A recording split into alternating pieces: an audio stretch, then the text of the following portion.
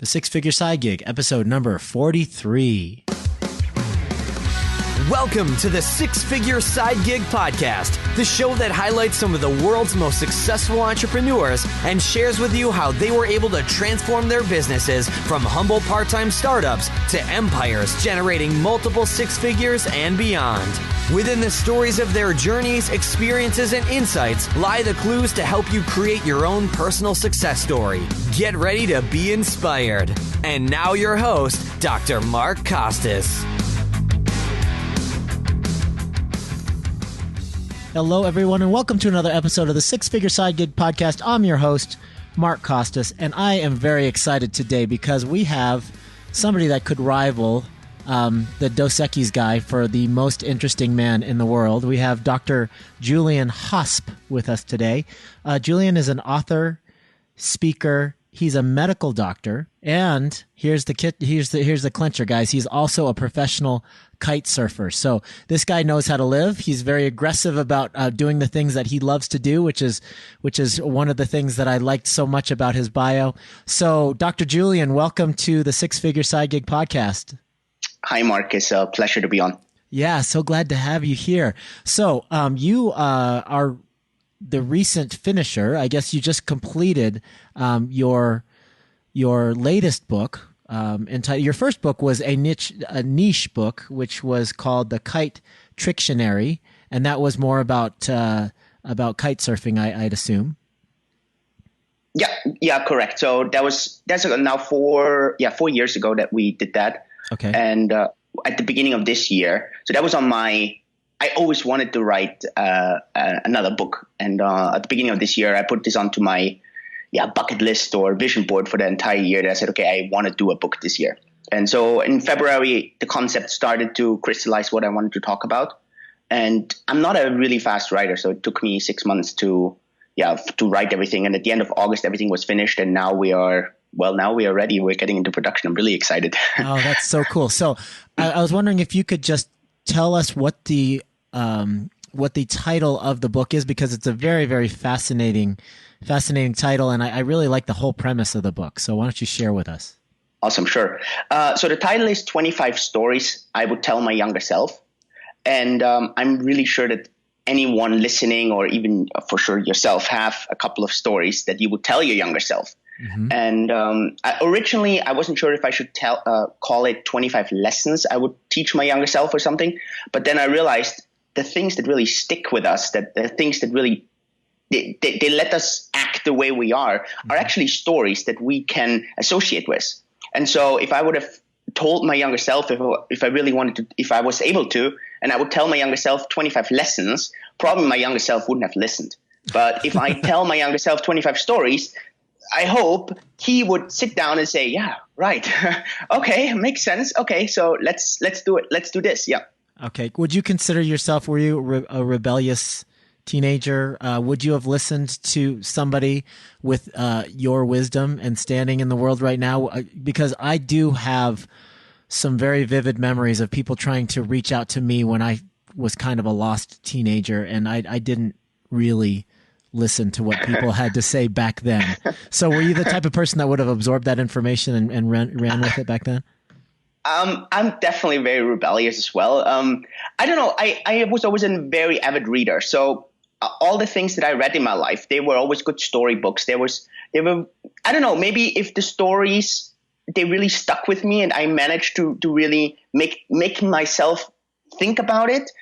I was not able to be convinced by someone else, but I could convince myself, and I'm pretty sure you were kind of the same, right? So You're very strong-minded, yeah. Sure. And so if the story is like a seed in your brain and suddenly starts growing, and you're like, oh my gosh, okay, that's how so you basically convince yourself, you come up with the idea yourself. Yeah, sure. Okay, so I got a little excited and I jumped right to your book. I am fascinated by the fact that you did all of your medical training and all of the hard work that it took to get to, the pinnacle of education, which is a medical doctor. And then you decided to go away from that and follow your passion. So can you tell us a little bit about your journey and how you ended up going towards medicine and then retracting and going away from it? And just your backstory is just fascinating. Yeah. So when I grew up, I mean, I was really rebellious, but on the other hand, I was taught that it's so important to have good grades. I was taught that it was so important to do well in school, and I wanted to do well in life. I was always a very ambitious person. So at that age, I thought, okay, this is how you do it. This is how you become successful. So when I was in school, I always wanted to be top of the class. I wanted to get into the best schools, wanted to do the best in tests, I was really a hard studier, really hard worker. And when I was in the US, and I was living with a family there, and my host dad there, he told me, and we had a lot of these talks, and I said, Dad, I really want to be successful in life. What should I do? And him being a governmental employee told me, well, listen, you either become a lawyer or you become a doctor. That's how you become successful in life. And so I didn't want to become a lawyer. So I said, okay, I'll become a doctor. No one in my family is a doctor. So I would have been the first doctor in my family. And so I started studying. I was studying really hard, completed it, and full on. And then I became a doctor, started working. And then I was 24 at that time. Then I started to realize I'm not 100% sure if that's really going to get me in life where I want to end up in life. And I wanted to have I always had a free life because I was traveling so much. I think we can talk about this a bit afterwards as a professional kite surfer. And so I really had a great life. I was traveling nonstop, saw the best places in the world. And now suddenly I was trading all that in for working 70, 80 hours in a hospital. And I said, okay, this is not how I pictured my life. I pictured my life being able to keep going what I had been doing. And I think the most memorable experience to me was talking to people who had walked my path, who were 10, 20, 30, 40 years ahead in the hospital. And yeah, there were some of them who said, wow, it's great, and they would always do it again. But there were so many very successful surgeons who told me, wow, if they could do it all over, they would do something different. And that stuck with me, and it started nagging. And at some point I just said, okay, if I keep doing what I have been doing, I'll keep getting what I have been getting. And that's how I changed. That's now almost 5 years ago, a bit over 5 years ago. And wow, it crushed my parents' world. My mom didn't talk to me for months. And it was one of the hardest things I did in life. Go against the expectations of many, many people. Yeah. I'd imagine that one of the conversations you'd have with your younger self is maybe follow your own path and do what you are passionate about doing rather than following society's path and your parents' expectations, etc. Yeah, and I'm 100% sure you can relate to that as well. I think so many people, if not all, they have such greatness in themselves. The biggest challenge they have is they are stuck in their environment. They're stuck in what people expect from them. And that can start from when they're really small all the way when they are, I don't know, close to dying. It doesn't matter at what path in their life. Society expects them to do something, and they would love to break out. But they're so worried about what other people are going to say about them, what they think, who are they going to disappoint. And I know it because I've been there, done that. And I don't think it's easy for anyone. I think everyone has the same challenges when they do something different, when they try something new. I think that's what keeps people from truly being successful, because actually doing what you love doing in life is actually quite easy. But that breakout from the standard pattern, I think that is so difficult. And I see so many people who really break in that part because of they not managing to go against the mainstream. Wow. Okay. So let's talk a little bit about your kite surfing experiences. So your kite surfing career preceded medicine, I assume. Yeah. So I was really fortunate. My parents, my mom had a lot of influence when I was younger. So she taught me all the basic values in life, to be hardworking and to be very target oriented, goal oriented. And she really instilled that to me at that extreme young age. But the older I got, my dad has always been he's a self-employed architect. So he has been super hardworking, very little time when I was younger. But when I got into high school, he was always a very passionate windsurfer. And so at that time, I started to go with him more to the beach, started to go more windsurfing, especially in Italy. I didn't like so much windsurfing, but I wanted to be with him, just like any, I think, teenager would love to spend some time with his first male role model. And so I had the chance to go kitesurfing for the first time, and I really loved the sport. I got hooked from it from the first day. My dad really supported me. He bought me my first 2 kites, which was my first gear. Without him, I would have never been able to get started on this. And then I was at the right place, the right time. I was at the right age as well, because when I was like 18 years old, this is now 11, 12 years ago, the sport started to become mainstream. I was young enough to be crazy enough to do all those crazy things, all these stunts and all these attempts. But on the other hand, I was old enough that I could be self-sufficient.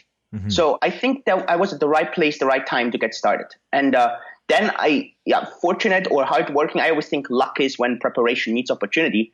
In university, I was lucky that my professors, they really appreciated me for going for this sport and being professional and traveling. So they were really lenient on me on having to attend the classes. So they always said, okay, so if you get your grades together, if you're doing your practical work the way you want to do it and the way everything works together, so you cannot cut your hours, but we let you block them together, or you can pool them somehow. And if you get your grades together, you can keep doing your sport. And so I was really fortunate to travel for 10 years while studying, while doing all these things, and travel and still study medicine, which resulted to, and that's the real funny part. When I study, I need to always make these memory palaces where I need to put what I study into certain places. So for example, I have these really crazy memory palaces from the Maldives where I had to study bones. So all my human bones, they are located on various islands on the Maldives. It's so funny when I look back to that. Oh, that is fascinating, because one of our past guests and a good friend of mine, Timothy Moser, he is the host of Accelerated Spanish, and he taught me how to use memory palaces to learn certain Spanish words.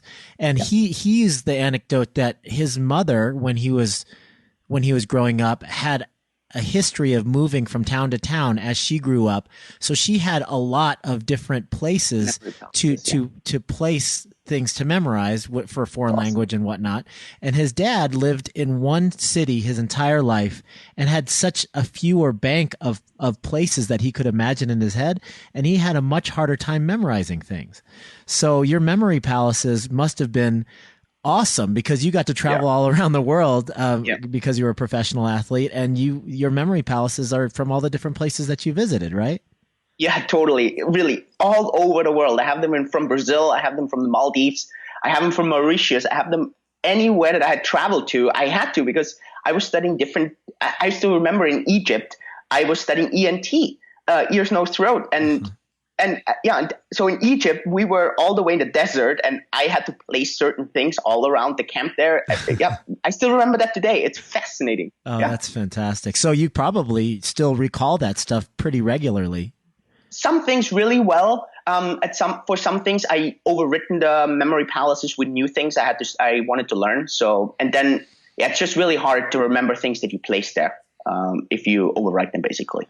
Yeah, I really wish I would have known those tactics, because I don't know if you know this, but I'm a dentist, Julian. Yeah, of course. Yeah. I know that. Yeah. Yeah. And so I had my own methods of memorizing things, and we had to memorize quite a few things as well over our long journey through academia. And I was more of a flashcard guy.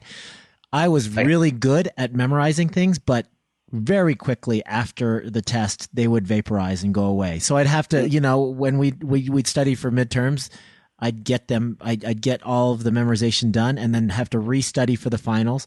And then when the finals were over, I'd have to restudy for national board exams, because the stuff didn't stick with me. I know that if I would have used memory palaces, it would have stuck a lot longer and a little bit deeper in my memory. Yeah. What's so I totally can relate to that. When I was in the US, I had to study for the SAT. And so I had absolutely no clue about the SAT, and especially my English back then was very, very limited. So I'd always been very strong in math. And so I had to study all these words for my SAT to expand my knowledge of words. Mm-hmm. And so I was talking to, total coincidence, someone who was participating at memory championships. And so I took the SAT. I performed excellent, but only because I learned his techniques. Then afterwards, people told me, and they said, wow, what a waste to do all this studying, because I studied weeks. But the fun thing is, looking back, had I never met this person about the SAT, had I never learned these techniques there, I would have never, ever, ever been able to study medicine on the road. So it's so funny how sometimes you don't know what you're doing right now to what it can lead in the future. I think your next book, Julian, should be about memory palaces and how you are able to be a professional athlete, travel the world, and still pass classes for medical school. That is just fascinating. That's cool. Very, very cool. Yeah. So how did you support yourself with the professional kite surfing money and pay for your education with that money?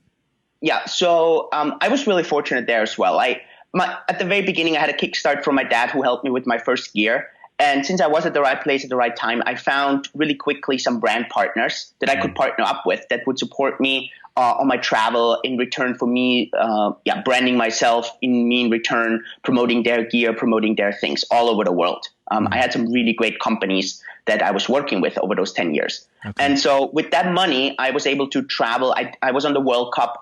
I was on the top 10 in the World Cup, so I made a lot of prize money there, got good contracts. So at the end, I was able to finance everything from that and at the same time pay for college, pay for my life. So I was really, really fortunate there.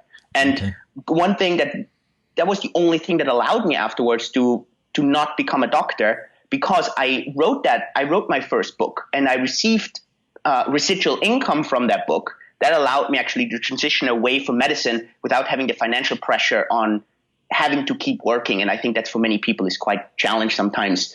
They would love to do something else, but their financial pressure is so high that they cannot transition away from their everyday job.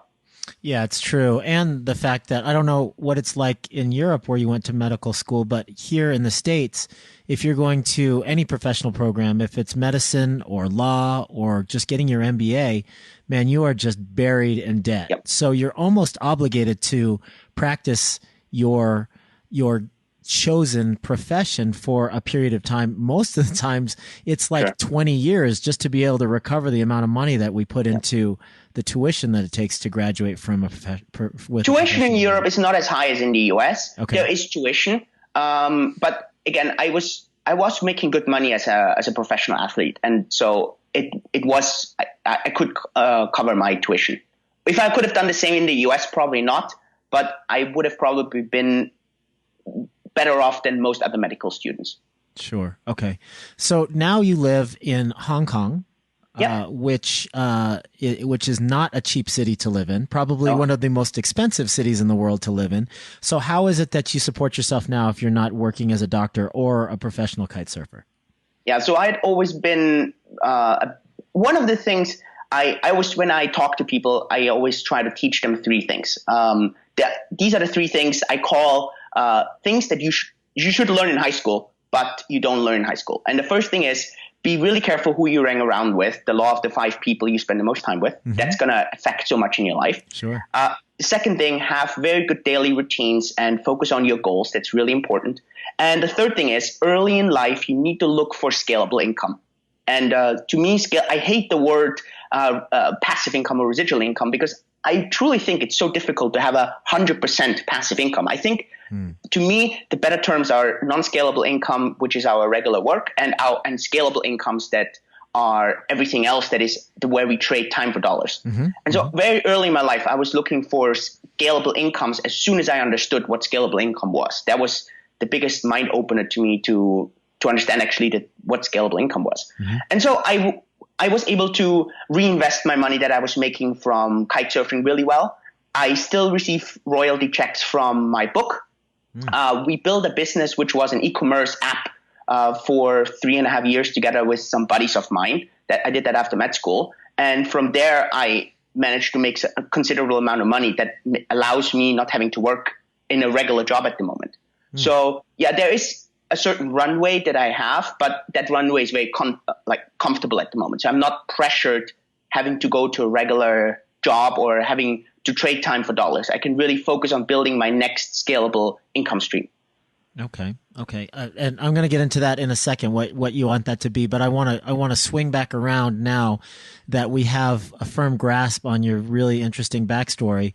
What was the inspiration for writing the book, the 25 Stories book? I think my biggest inspiration was leaving a legacy, leaving something behind. I think that was the main inspiration. So that was how it all started at the beginning of the year. Of course, with a book, you also have a very interesting financial incentive if you do it well. And that financial incentive, especially with a book, many times is not directly tied to your book sales, but it's to everything that comes afterwards. Right. It's the recognition. It's the way you can establish yourself in the marketplace, speaking engagements, all these things. So that I felt that when I wrote my kitesurfing book, that was I really regret that I wrote it at the very end of my career. I should have done that in the middle of my career because it would have had probably a total different effect on my career. Right. But I didn't know how important it was. And I always said, oh my gosh, all this time writing, that's going to take so much time away from actually kitesurfing and talking to people and going out and having fun. But I should have really done that early in my life. Sure. So what doors or what stages do you happen to, or do you hope to want to appear on? What doors do you are you hoping that the 25 Stories book will open up for you? I mean, so one of my true idols is definitely Tim Ferriss. I really love how he positions himself or brands himself as the human guinea pig. I really like the way how he attempts so many different things. And I'm kind of a similar person. I really try. I love digging into matter very deep. I research things really carefully, just like he does as well. And I think for him, he would have never been able to do that had he not written the 4-Hour Workweek. And so that changed everything for him, opened up everything for him. Absolutely. And that would be, so he's truly, like, if I look here on the other side on my vision board, he's on there. And that would be one of my true idols to be like. That's cool. I love that.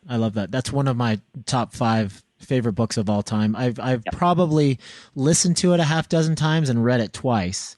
So I constantly have those lessons spinning through my brain. It is a whole different way of thinking, but boy, it really has changed everything about the way that I live my life.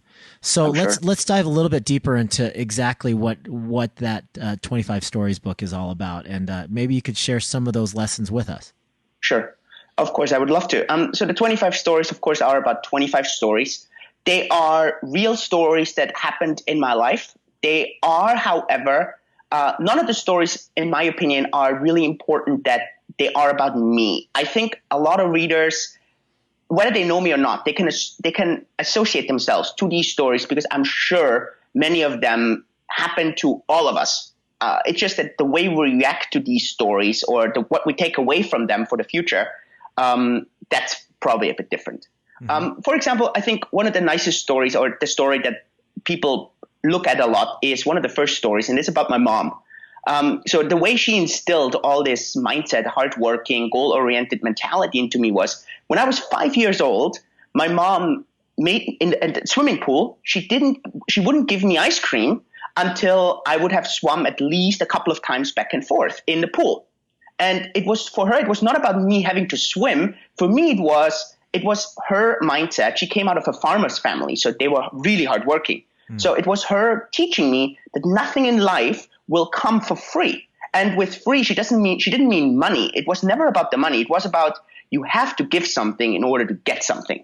And she never wanted me to have the feeling that I would just expect something from the world to give me without me having to give something in return. And she instilled that so early in my life. I'm really, really glad about that. Yeah. Yeah, that's very cool. So your parents had a big influence on you. You sound like you've brought your mom up several times already in this interview. So it sounds like she was one of your main role models. Especially when I was younger, when I would say prior to high school, prior to junior high, because I got to spend so much time. So my mom didn't work. She was working as a housewife, which was so much effort because with 2 kids, me and my sister, and she really tried to make the best out of us. I think neither my sister nor myself would have turned out had she been working, or if she had to do something else. She really could focus her sole attention on the 2 of us. And I mean, that's really a full-time job. So I'm really thankful to her. Yeah. And also my dad, of course, because had he not supported the family, she couldn't have done that the way she did. Sure.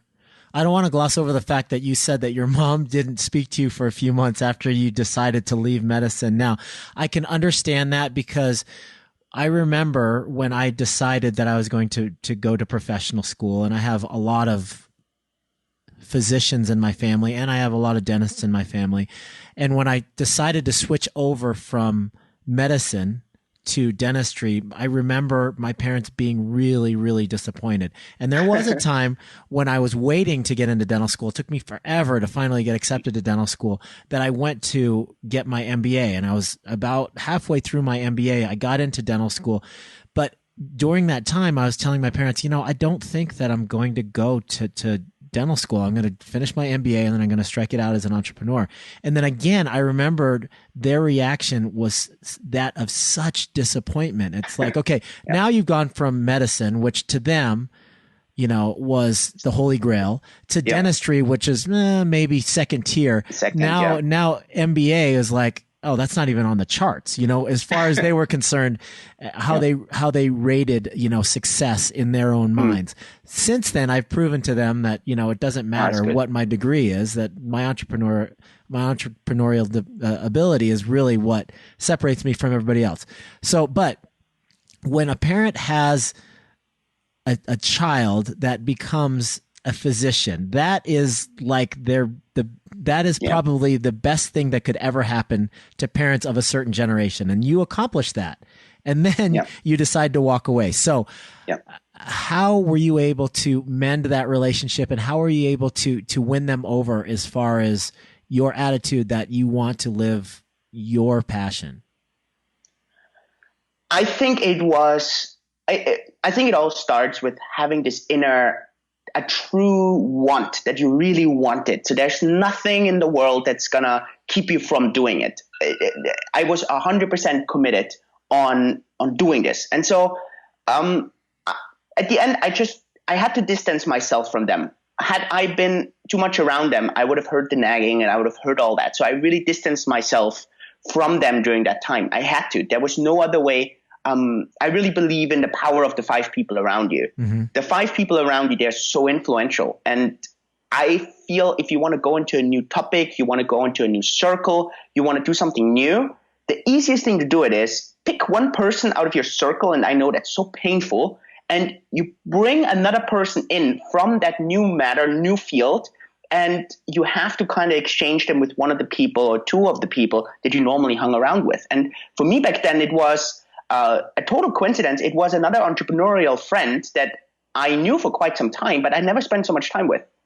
And so we started traveling together more, and I started to exchange other people that were in these regular thinking patterns in these regular jobs. And I started to exchange and bring new people in that were really entrepreneurial.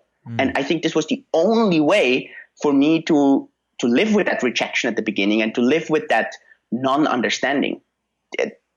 And if people ask me today, so how do you do it? This is the only way, in my opinion, you can do it. You have to bring people around you that support you at least a little bit in what you are doing. And many times the people you have been with, probably they're going to have a harder time with you changing to this new path in life. How far along in your medical career were you when you decided, you know what, I've got to plan my exit. I'm out of here. No, I didn't understand that during my studies. So during my studies, I still believed I'm going to become a surgeon. I'm going to become a great traumatologist. I had it all mapped out. I wanted to be one of the youngest station leaders in the hospital. I had a real career aspirations for me as a medical doctor, full on. I think the thought of not becoming a medical doctor maybe was like less than 2%. So for me, it was 100%. But it was when I started working and suddenly I didn't have this. Of course, in a hospital, they don't tell you, okay, Julian, keep traveling, keep doing all your surfing, and you come in whenever you want. No, of course, it's the total opposite. It's like, okay, you are a beginner here. You're here 70 hours. You do all the little things. There's no excuses. You are here. And suddenly I was like, wow, how am I going to, biggest kudos to you raising a family. I think that's unbelievable as a medical doctor. I think it's wow. To me, I don't know. I would not. I really want to have the time flexibility and have all this time freedom to being able to do things when I want to do them. And so that was, so after 6 months working, I said, oh my gosh, no. This is not what I signed up for. Yeah. Yeah. Some of my closest friends in the world are medical doctors. And, just like you alluded to earlier, 15, 20 years into their careers, they are still working 70, 80 hours a week. They're on call every other weekend. They miss a lot of precious moments, with their youngsters. And, it's you really have to be super dedicated to your career path if you're gonna do that for the long haul. So I respect the fact that you had the guts to step away from that. I have to credit a lot of people around me. There's without them, I probably couldn't have done it. But of course, it was for me bringing in those new people into my life, and I think the rejection and the misunderstanding from people around us, that's inevitable. All of us, and I think anyone's gonna get that, but I think people who really want to push it through, they're gonna bring very great people around them. If they start a company, they employ them, but I didn't start a company. To me, it was, I wanted to have a circle of people that would support me in what I'm going to do. And so the only way to do that was find these people. And there's people around for any matter. And so, yeah, I think, a small story, right? I was this really perfect kid, great grades, all this. I was in Brazil, and within a month, I was around people who were totally into drugs. Well, 2 weeks later, I was also into drugs. And this was like one of the worst times in my life, because I realized how quick you can go from all the way up to as far down as possible. And it took me 3 weeks again to get out of this circle. And had I not moved out of this circle, I don't know what would have happened to me. I think it can go so quick, so that the people around you are so important and influential on you, whether you want it or not. So that was such a mind-blowing incident. And that's one of the stories actually in my book that, it's really, really, even if you are very hardworking, if you put yourself around the wrong kind of crowd, wow.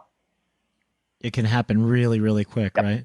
Yeah. That story makes me shudder, because I have an 11, a 9, and a 6-year-old son, and they all have a streak of rebellion to them, just like I did. And you just want to watch them 24/7. You want to put this little bubble and this cocoon around them. And even the best kids in the world, if they get around the wrong people, as you've alluded to in that story, you can go the wrong direction, for sure.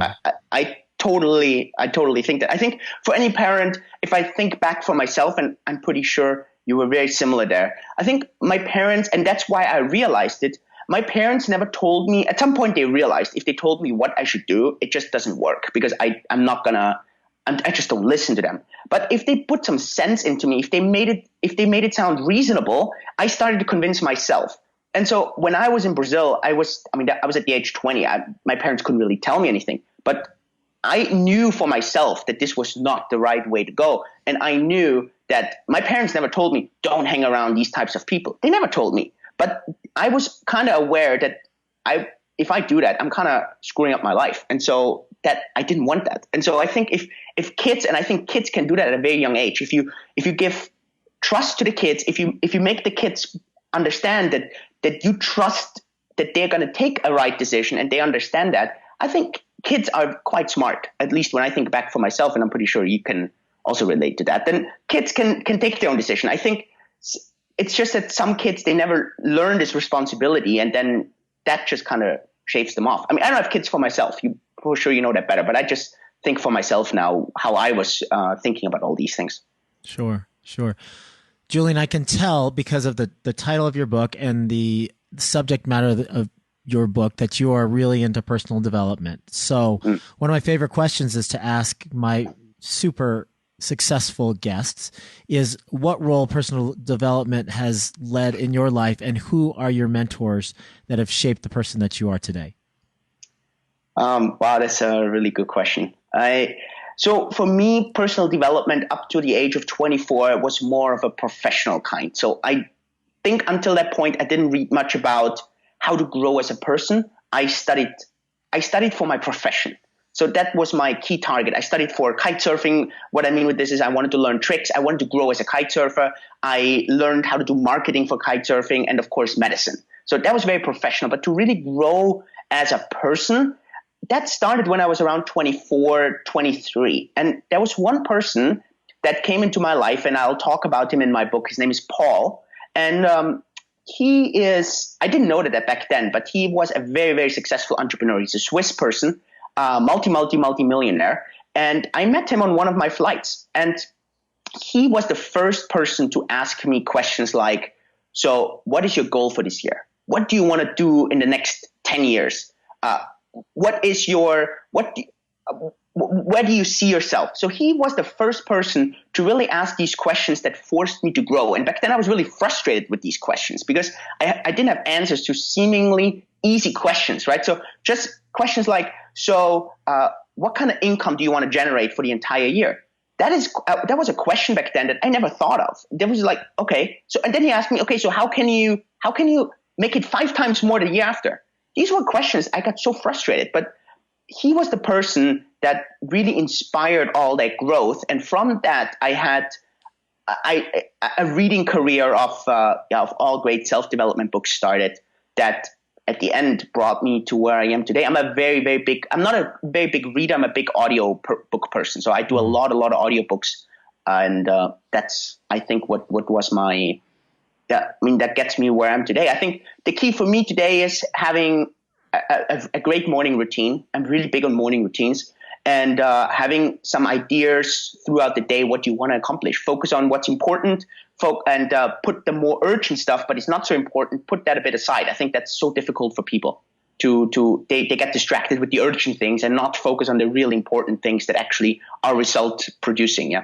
Yeah, that's a great answer. It's funny how many hyperachievers that I talk to allude to a morning routine. I recently interviewed Hal Elrod on my podcast, and from the Miracle Morning.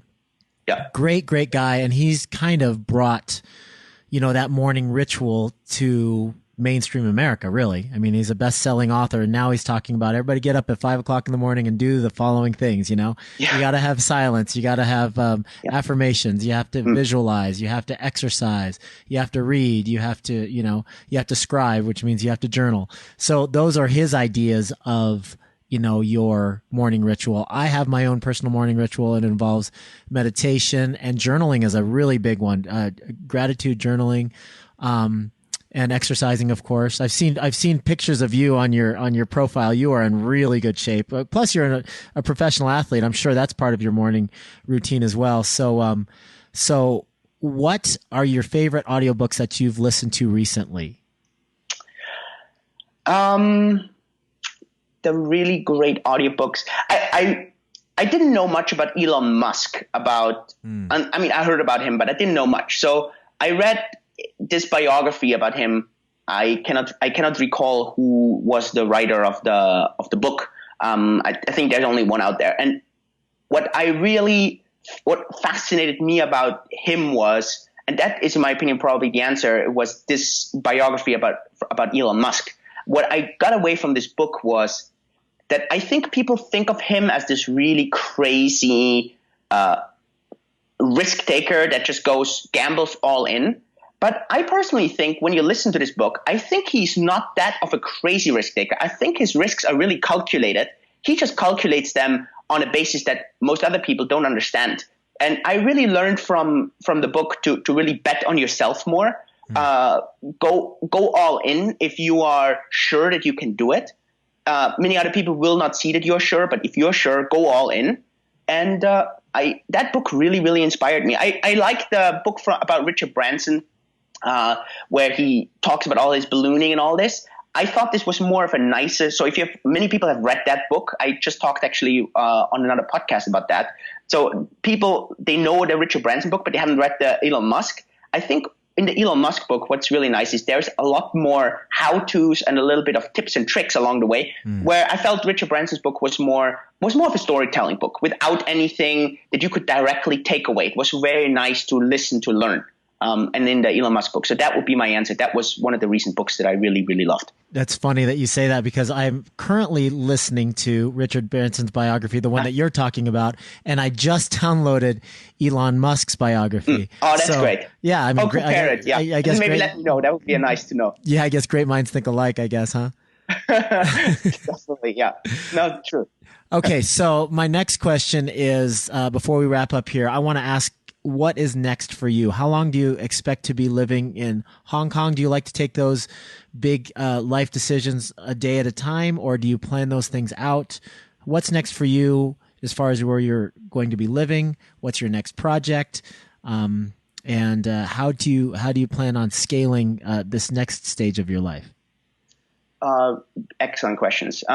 I love to cross a bridge when I get there, meaning I don't really know where I move next. At the moment, I have this really great, I have this great opportunity that I don't have to be at a certain place, so I can be totally flexible.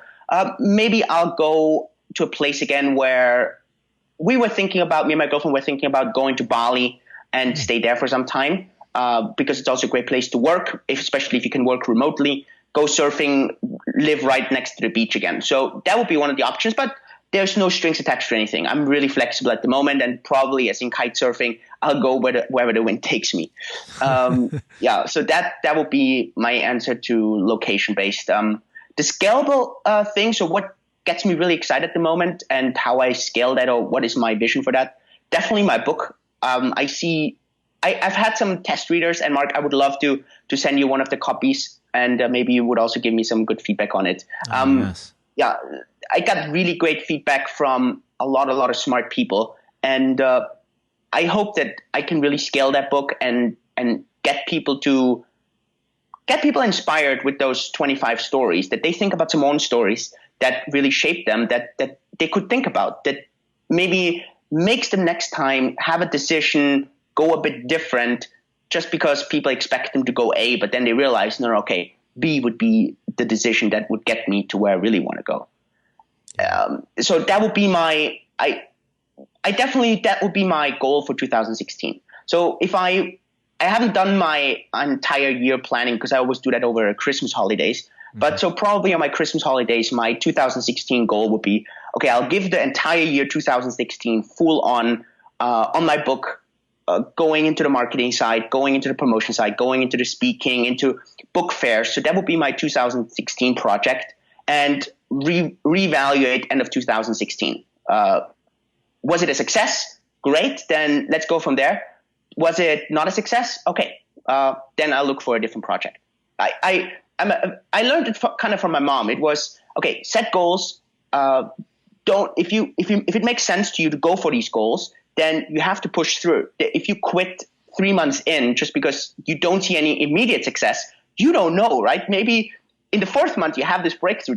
You probably know that there's this really awesome Facebook picture of these 2 people hammering down, or chiseling down rocks, and then the one guy just turns around, and actually if he would have just chiseled one more, he would have found all these diamonds. Yeah. So that always reminds me, and so that would be my goal for the entire next year. And then reevaluate and go from there. I would have a lot of visions for follow-up products if my book is successful. I would have some really great ideas on what would be the next scalable things that could lead from. So the book could be the entry, and then it could lead from there. So that would be my ideal vision for the next couple of years, actually. Awesome. Can you one last parting question? Can you give our listeners, budding entrepreneurs, established entrepreneurs who are trying to scale their businesses, could you give them a single bit of advice from your perspective and where you've been?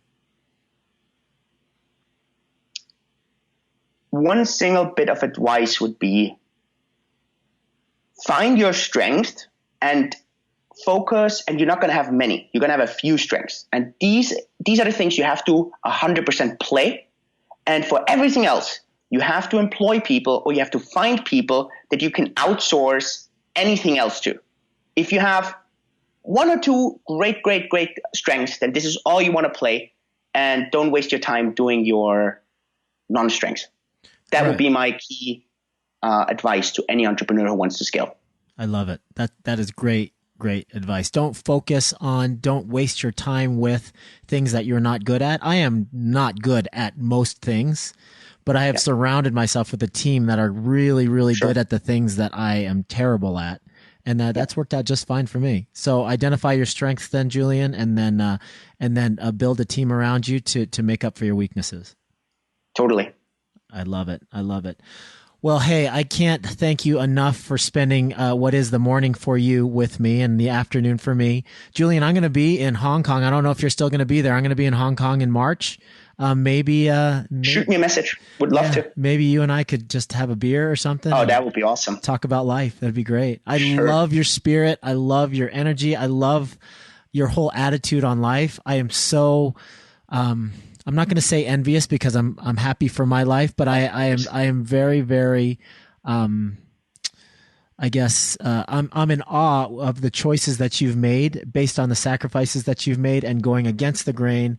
And, it takes a lot of courage to do what you've done.